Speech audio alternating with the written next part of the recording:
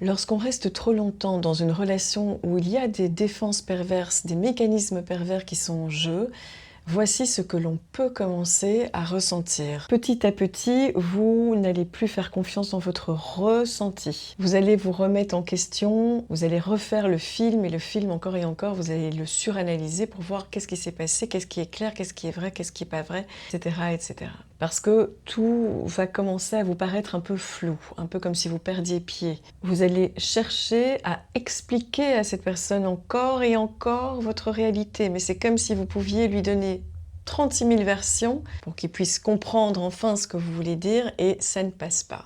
Alors petit à petit, vous allez vous éteindre pour essayer de ne pas provoquer de colère chez l'autre, pour ne pas déranger. Vous allez faire attention à tout ce que vous dites, la manière dont vous allez le dire, etc. Puis vous allez vous déconnecter de vos émotions petit à petit, vous sentir bizarre, peut-être un peu isolé, peut-être fou, folle, pas clair, un peu comme si vous aviez de moins en moins confiance en vous finalement. Vous allez vous sentir plutôt rétréci, et vous allez même en venir à douter de vos perceptions, en douter de vos souvenirs. C'est une forme de violence insidieuse, elle ne frappe pas, elle ne crie pas, mais elle sape, elle rétrécit, elle fragilise, elle mine, et elle va retourner vos propres forces contre vous. Alors comment est-ce que l'on peut reconnaître que l'on est pris dans un type de lien toxique? Encore une fois, je ne parle pas de personnes toxiques, je parle de dynamique, de défense, de liens toxiques, parce que évidemment chaque personne est singulière et bien plus complexe. Alors vous voyez, l'idée c'est vraiment qu'on trouve une voie du milieu entre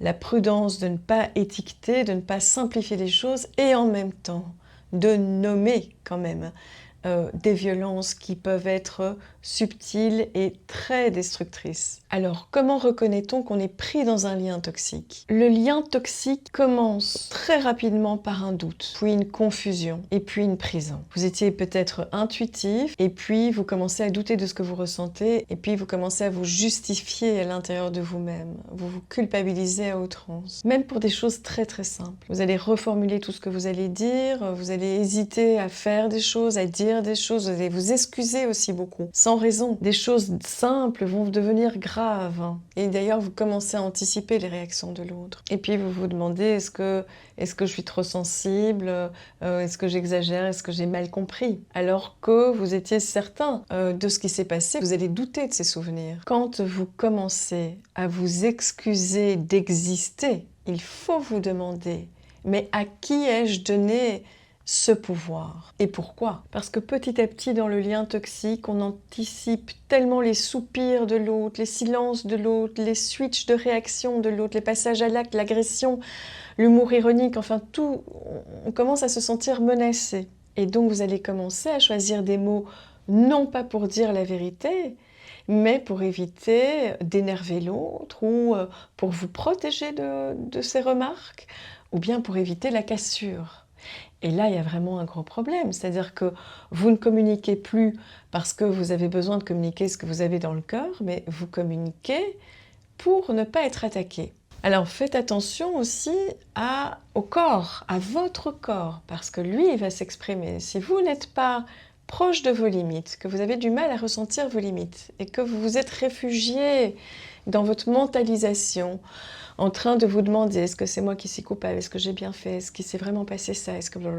Vous pouvez toujours compter aussi sur votre corps. Est-ce qu'il va bien? Est-ce que votre système immunitaire va bien? Est-ce qu'il déclare des symptômes quelconques? Parce que le corps parle, le mal a dit. Et puis aussi, même s'il ne parle pas à travers des symptômes ou des maladies, vous pouvez être attentif à l'énergie, à votre énergie vitale.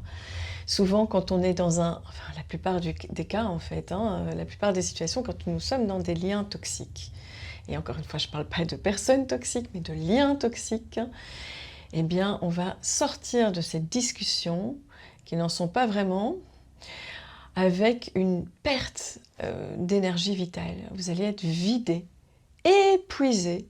Alors pourquoi? Eh bien parce que vous avez en face de vous quelqu'un qui ne se remet pas en question, qui va retourner les choses, qui va éviter d'entendre vraiment votre réalité à vous. Or, une discussion qui se passe bien, un échange qui se passe bien, eh bien, même si il y a des tensions et des disputes, c'est pas grave, mais c'est le fait que chacun, on entende la réalité de l'autre. Il y a quelque chose qui est reconnu, si vous voulez. Et à partir de cela, on fait partenariat. C'est-à-dire, on se dit, ben, qu'est-ce qu'on va faire de ces deux réalités-là?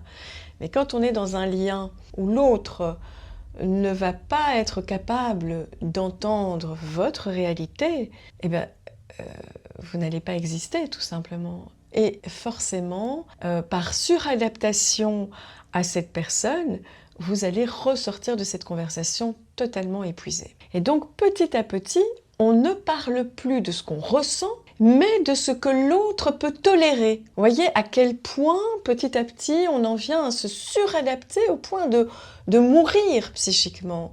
Et je pèse mes mots. Tout ce que vous aimez, tout ce à quoi vous tenez, vos amis, vos relations, tout ce que vous ressentez, eh bien tout ça commence tout doucement à s'effacer au profit de ce qui est important pour préserver la relation. Et donc, vous pouvez être amené à l'intérieur de vous à faire des sacrifices, des abandons. Vous essayez de poser des limites, mais vous vous excusez aussitôt de le faire. Et vous vous oubliez. Lorsque l'autre souffle le chaud et le froid, c'est vous qui lui attribuez ce mystère énigmatique, cette profondeur. Mais attention, là, il s'agit peut-être des fantasmes que vous projetez sur l'autre. Vous êtes amené à donner toute la place à l'autre en vous. Parce qu'évidemment, quand nous sommes amenés à deviner l'autre, eh bien, il prend toute la place dans notre tête, n'est-ce pas? Et parfois, l'autre n'est pas dans un mécanisme pervers, et plutôt dans un mécanisme psychotique où, et j'en parle dans d'autres vidéos, dans d'autres passages, où il fonctionne par clivage, c'est-à-dire que une fois il est dans un état, une fois il est dans un autre état, mais il n'y a pas de lien entre ces états.